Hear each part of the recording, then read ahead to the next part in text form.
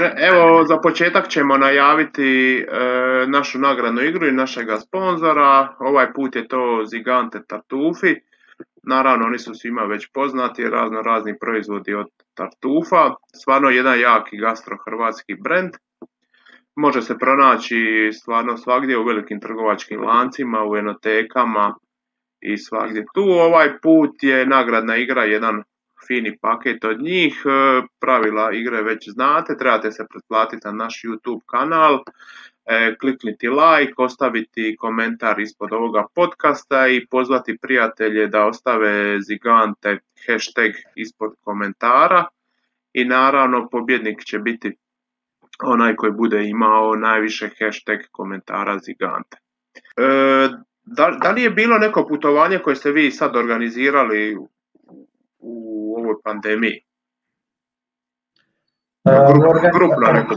Grupno putovanje. Organizirali smo, mislim, na dnevnoj razini zapravo organiziramo. Ono što smo i rekli, organizirali smo i organizirat ćemo dosta individualnih putovanja. Znači, budućnost vidimo u smjeru individualnih putovanja, znači sada i ovdje definitivno individualnih putovanja, upravo radi taj osjećaj sigurnosti. Govorimo o manjim ili većim grupama individualaca koji se međusobno poznaju, znači isto.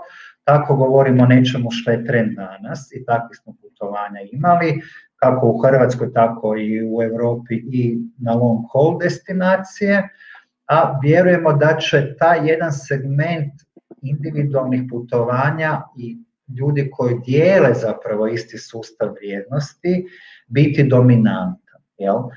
Da će tu turizam doživjeti jednu transformaciju i